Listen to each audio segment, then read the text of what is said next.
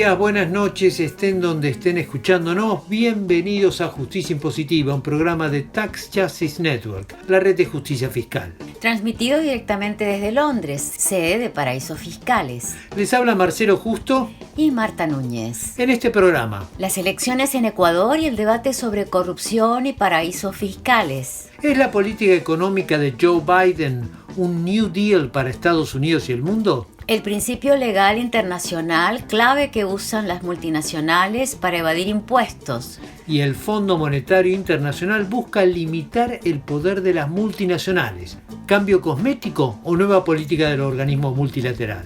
Esto es Justicia Impositiva, un programa de Tax Justice Network, la red de justicia fiscal.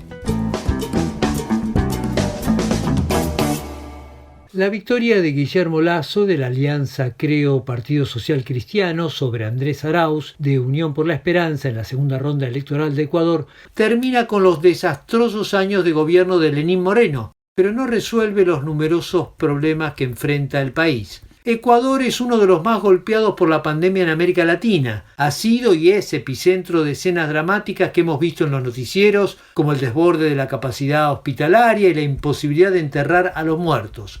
Al descalabro del sistema de salud y la asistencia social se suma una economía quebrada que recurrió al Fondo Monetario Internacional en 2019 y que hoy está directamente al borde del knockout. Y a estos problemas del presente se añaden otros que parecen inmemoriales. La evasión fiscal, los paraísos fiscales y la corrupción sacaron chispas en los debates de campaña entre Andrés Arauz y Guillermo Lasso. Los dos candidatos expusieron enfoques claramente diferenciados sobre el problema de los flujos ilícitos. Desde la derecha, el banquero Lasso puso el acento en la corrupción política, y desde la izquierda, Andrés Arauz enfatizó que los paraísos fiscales y la evasión fiscal son los responsables de la gran sangría de divisas que sufre el país. Justicia Impositiva dialogó con Pablo Iturralde, director ejecutivo del Centro de Derechos Económicos y Sociales, CEDES, quien comenzó por explicar este contraste que hay entre las propuestas de Arauz y Lasso. Arauz puso el acento en la evasión tributaria, la falsa facturación y los paraísos fiscales. Lasso, en cambio, habla más sobre la corrupción política y ahí menciona su propuesta principal es la creación de una comisión internacional de la ONU, la OEA, que ayude a fiscalizar el país. Entonces son diferencias muy importantes entre los dos, porque en realidad cada uno abarca porcentajes diferentes del problema sobre el dinero ilegal. Sabemos por estudios de la Autoridad Tributaria Ecuatoriana y por organizaciones internacionales, como Global Financial Integrity, por ejemplo, conocemos que el 80% de los flujos financieros ilícitos se deben principalmente a la evasión fiscal y a la falsificación de la facturación en el comercio externo.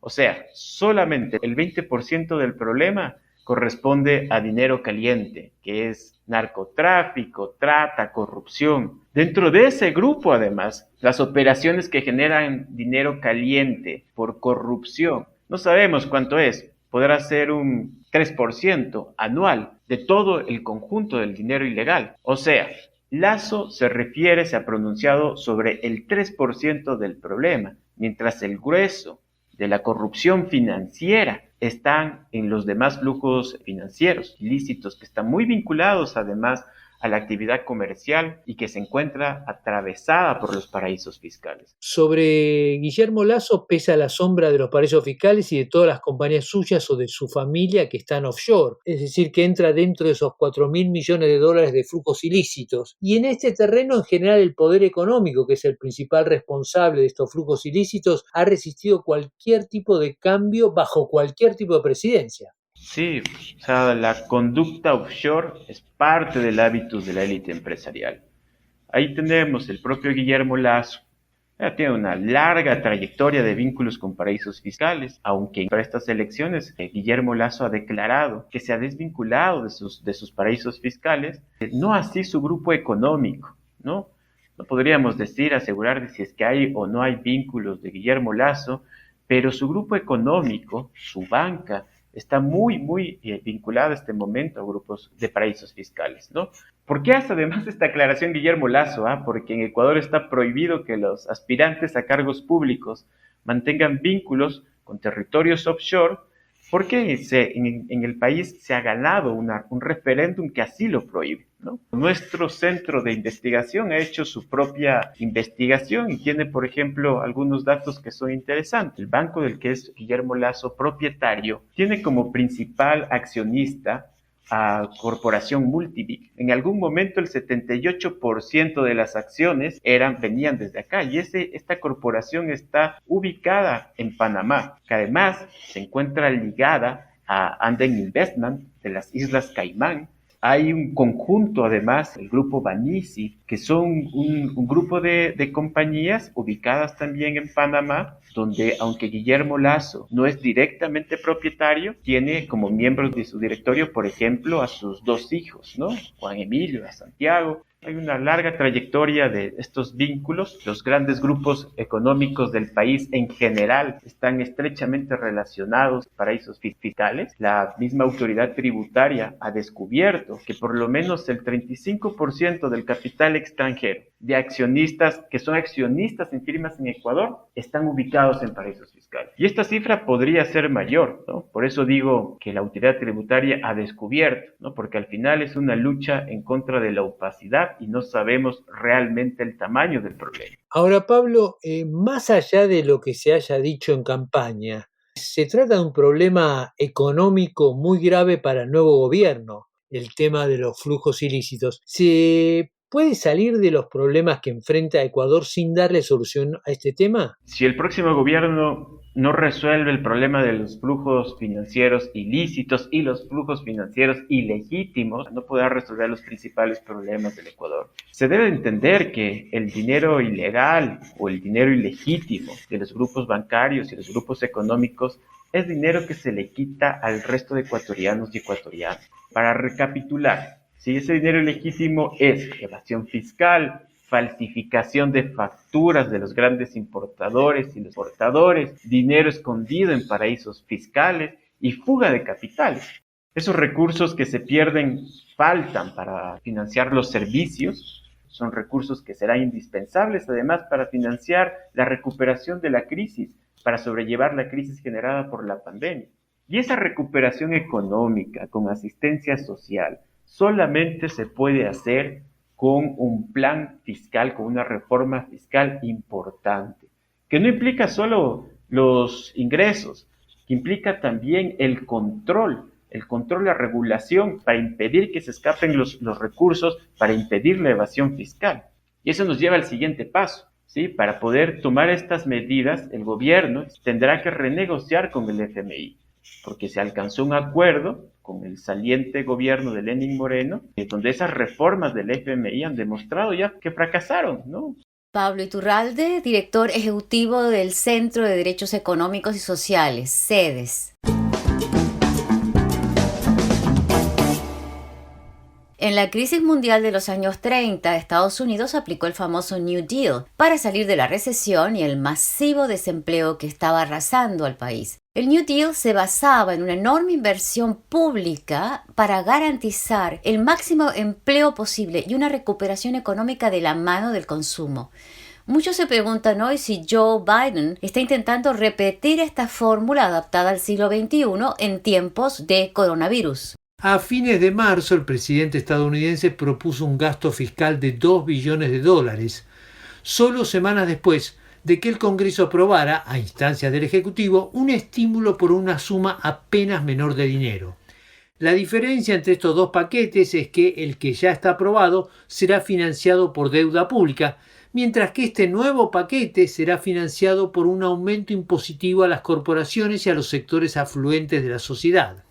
En línea con esta política, la ministra de Economía, Janet Yellen, propuso a nivel internacional un impuesto mínimo mundial para las corporaciones. El grito de los republicanos y de las grandes empresas es que estas políticas van a afectar la creación de empleo y desalentar la inversión, argumentos que escuchamos con frecuencia en América Latina. Al mismo tiempo, una investigación de la autoridad impositiva estadounidense mostró que el 1% más rico no paga impuestos sobre un 21% de sus ingresos, y Amazon entró en una batalla pública con senadores demócratas que acusaban a este gran monopolio multinacional de evasión impositiva. ¿Qué está pasando entonces en Estados Unidos? Si lo preguntamos al contador Daniel Roy, editor de un blog que no nos cansamos de recomendar, Mundo Global. En realidad, podemos hablar de New Deal en lo que respecta al monto que involucra el paquete de Biden de $2 billones.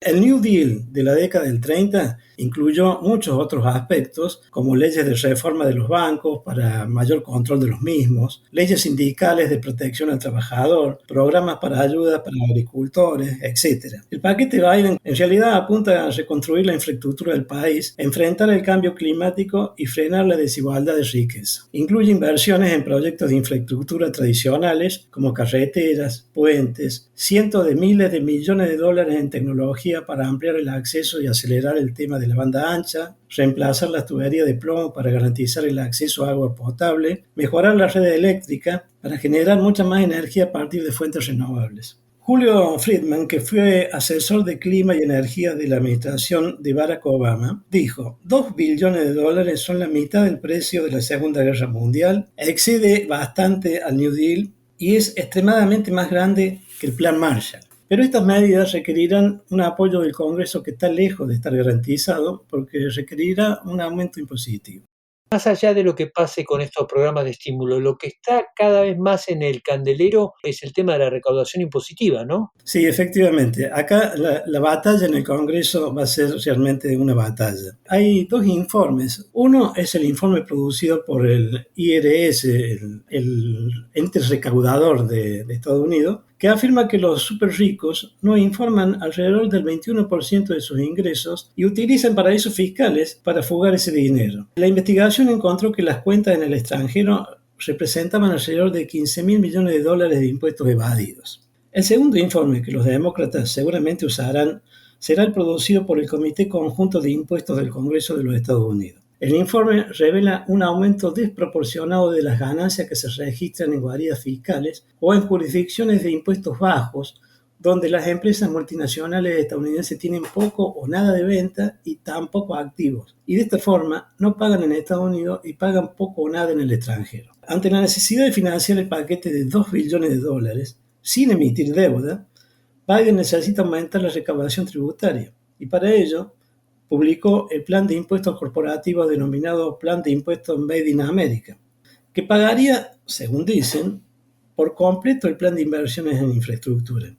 Para ello propone, entre otros aspectos, primero, elevar la tasa del impuesto corporativo de Estados Unidos al 28%, que ya sabemos que Trump la disminuyó del 35 al 21. El plan también requeriría que las empresas calculen su impuesto mínimo con el método país por país, y este cambio tiene como objetivo desalentar el uso de los paraísos fiscales. La administración de Estados Unidos dice que el plan fiscal apunta a asegurar que las corporaciones paguen su parte justa. Pero los republicanos del Congreso ya se están resistiendo al alcance del proyecto, advirtiendo que los aumentos de impuestos dañarán la competitividad estadounidense y por lo tanto desacelerarán el crecimiento económico de la nación. El resultado de todo esto, sin lugar a dudas, va a depender de la muñeca política que demuestren los demócratas en el Congreso. Biden hizo su carrera política en uno de los paraísos fiscales de Estados Unidos, en Delaware.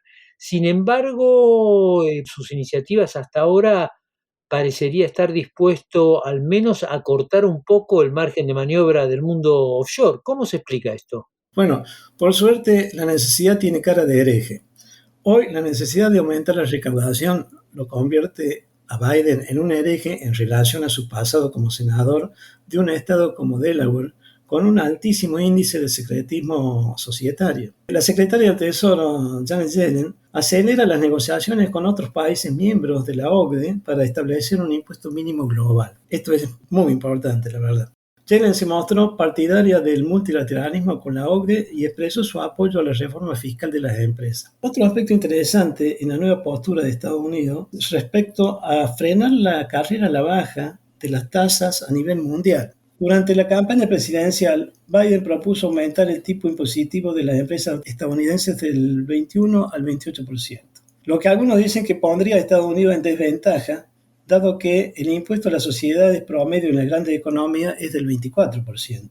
Chile ha respondido a la preocupación expresando que su deseo es que la OCDE llegue a un acuerdo para frenar la carrera a la baja en el impuesto a la sociedad. De llegar a un consenso, esto podría ser uno de los mayores logros de Yellen y podría ser fundamental para cualquier impulso de cualquier país de subir los impuestos en vez de bajarlos. El contador Daniel Roy, editor del blog Mundo Global, que Justicia Impositiva recomienda para estar al tanto con toda la temática de la globalización, la evasión impositiva y los paraísos fiscales, clave en el mundo actual. En 2002, la Organización para la Cooperación y Desarrollo, la OCDE, estimó que un 60% del comercio mundial era intrafirma. Esto quiere decir que un 60% de los intercambios que se producen a nivel mundial son de una compañía de un grupo multinacional vendiéndole a otra compañía del mismo grupo. Desde los años 30, este comercio intrafirma se regula por un principio que en inglés se llama el Arm's Length Principle, que se traduce al español como el principio de plena competencia. ¿Qué quiere decir este principio? Que la regulación del comercio entre firmas de un mismo grupo se basa en la idea de que estas firmas actúan de manera independiente y autónoma una de otras y que los precios de sus intercambios se rigen por las leyes del mercado. Es decir, como se ve, se basa en una gigantesca ficción legal. ¿Se puede cambiar este Arm's Length Principle o principio de plena competencia? El tema se debate hoy en todos los grandes escenarios internacionales, sean las Naciones Unidas, el Fondo Monetario Internacional, el Banco Mundial y la misma OCDE. Justicia Impositiva dialogó con Susana Ruiz Rodríguez, a cargo de política tributaria de la organización humanitaria Oxfam. La especialista comenzó por destacar el lugar central que ocupa este principio en el actual esquema económico y tributario mundial. El conjunto de las transacciones de las operaciones internacionales transfronterizas, cuando llega el momento de la fiscalidad, se basan a la hora de definir dónde tiene que tributar una gran empresa en el principio de esta plena competencia.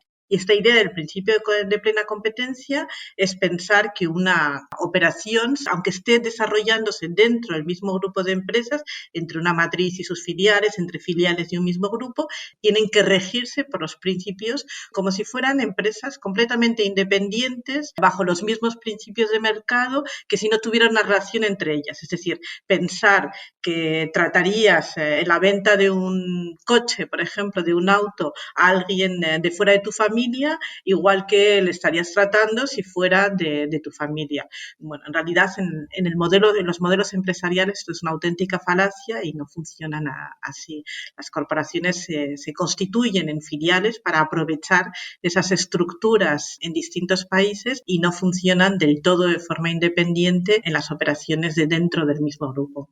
Entonces, en los hechos, el principio de la plena competencia, estamos hablando de una ficción legal. ¿Por qué se sigue manteniendo? Porque ha habido mucha resistencia por parte de los países, de las grandes economías, a modificar este principio que siempre les ha beneficiado. No es que no haya un reconocimiento de que no funciona. En algunas de las últimas reuniones en las que hemos estado participando, incluso dentro de la OCDE, había una declaración bastante grandilocuente por parte de altos responsables reconociendo que el principio de la plena competencia estaba obsoleto y se había logrado ir más allá desde el status quo. Pero cuando llega el momento de la práctica, de modificarlo, de crear unos nuevos estándares, la dificultad está en la negociación política que acompaña en cómo se establecerían las nuevas reglas del juego. ¿Qué principio alternativo habría para regir el comercio internacional y el comercio intrafirma? Lo que nosotros planteamos y lo que se está defendiendo desde las voces de la sociedad civil es que este es el momento de considerar que hay que plantear que la tributación de las grandes corporaciones sobre la base de sus beneficios conjuntos en todos los países, es decir,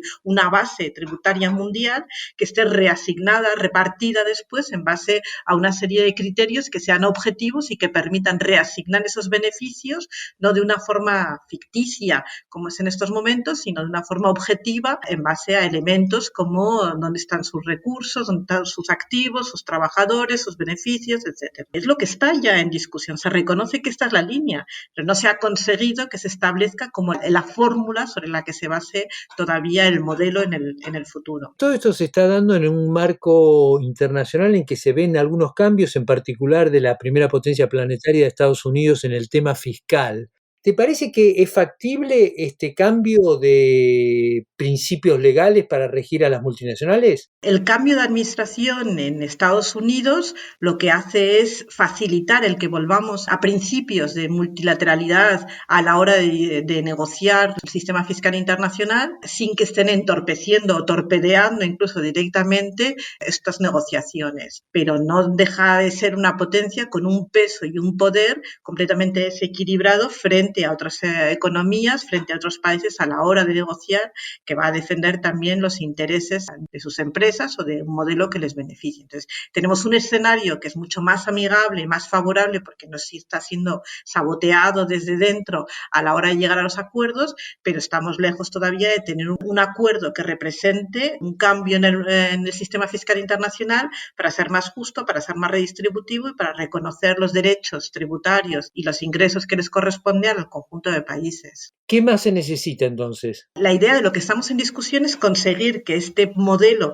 de redistribución de los derechos tributarios en base a una fórmula a nivel internacional no se plantee solamente para una fracción pequeña de beneficios extraordinarios, sino para el conjunto de las actividades de los grandes grupos, para el conjunto de todas las actividades. Y que esta redistribución luego se haga no en base solamente a criterios como dónde están las ventas principales de las grandes corporaciones, porque esto beneficiaría lógicamente a los grandes mercados, sino que se tengan en cuenta otros elementos como también donde se sitúa la mano de obra y otros activos, etcétera. Pero al mismo tiempo que se está produciendo esta discusión, la otra es evitar romper con los principios de competencia desleal entre países con bajadas de impuestos o con incentivos tributarios injustos, aplicando un tipo mínimo en el impuesto sobre la renta empresarial a nivel internacional que sea lo suficientemente alto. Entonces aquí sí, una vez más, si se desarrolla de una forma justa, si permite que sean los países en desarrollo quienes retengan bases tributarias sin que se funden los beneficios fuera de ellas y se consigue que el tipo sea lo suficientemente alto, tendremos un cambio radical. Bueno, aún no estamos tan cerca de conseguirlo. Susana Ruiz Rodríguez, responsable de política tributaria de la organización humanitaria Oxfam. Uno de los grandes peligros que enfrenta la economía y la sociedad actual es el creciente poder de mercado de empresas dominantes, fenómeno conocido como concentración. Esto es especialmente marcado con la pandemia y va a perjudicar en especial a las pequeñas y medianas empresas. Este es el diagnóstico de la economía actual de un nuevo documento del Fondo Monetario Internacional, Rising Corporate Market Power, Emerging Policy Issues, es decir, los problemas candentes que plantea el aumento del poder corporativo en el mercado. El documento del Fondo Monetario Internacional está lleno de sorpresas, nada que ver con el típico credo neoliberal del FMI. La inflación, por ejemplo, según esta versión heterodoxa del FMI, se debe en gran medida a esta concentración del mercado a mano de las grandes corporaciones. En otras palabras, la inflación no se debe a la emisión monetaria, clásica teoría neoliberal, sino que es un fenómeno multicausal. Y una de esas causas es la concentración que permite a las grandes firmas aumentar la brecha entre lo que cobra por sus productos y lo que les cuesta producirlos.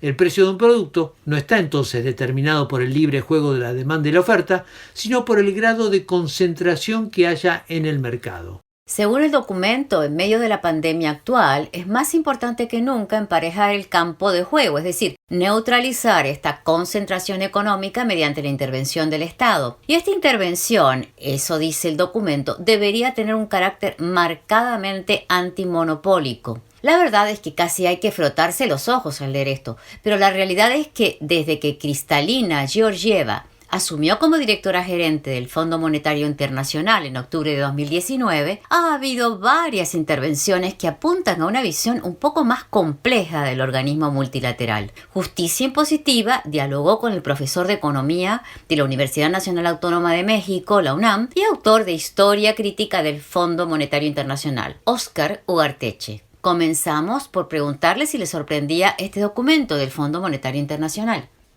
No me sorprende en la medida en que en el Fondo Monetario hay gente muy capaz. El problema del Fondo Monetario siempre ha sido y seguirá siendo su dueño.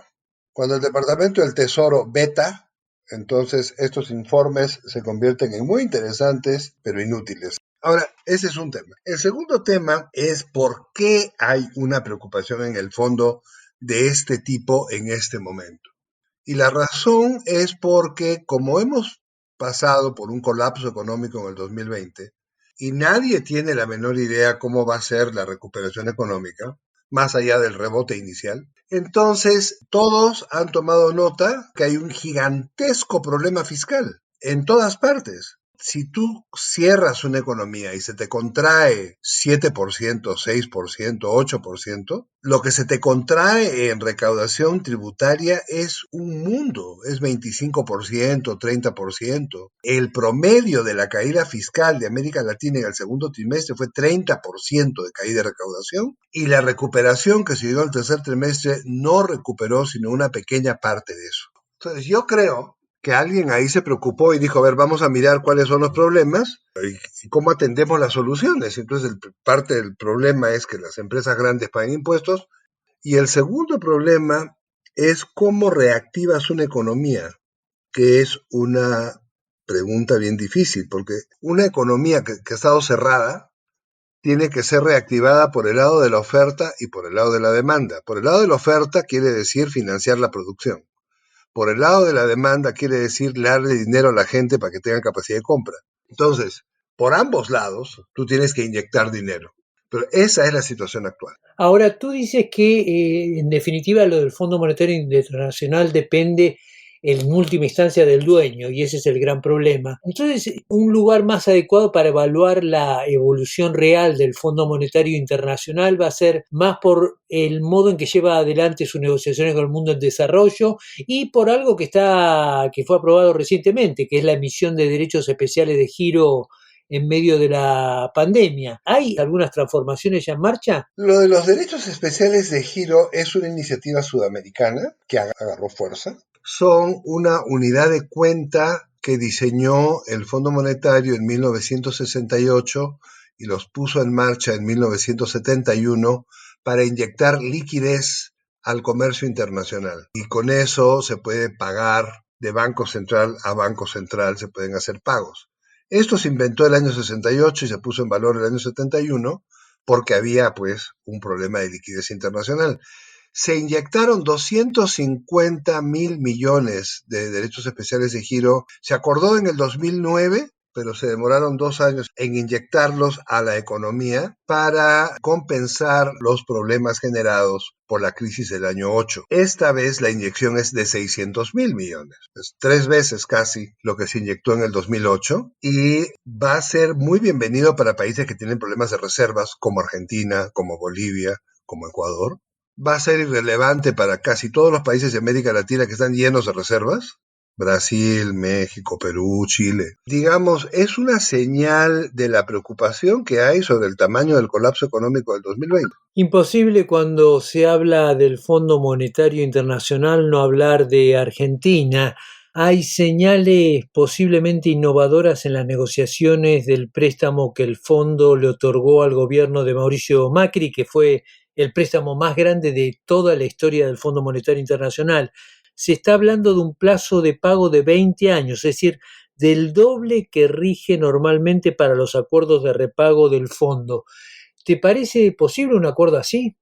Mira, como escribí en la tercera edición de mi libro de la historia crítica del Fondo Monetario, Argentina es el lugar donde el fondo se encuentra consigo mismo y sus limitaciones.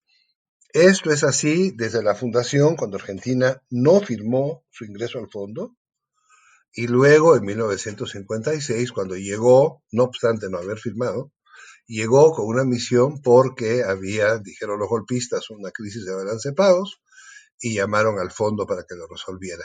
A mí no me sorprendería que el fondo cambie su modus operandi por el reto que le presenta Argentina. Hasta ahora, ninguna deuda del fondo se ha reestructurado jamás en la historia. Entonces, es un cambio sustantivo esto.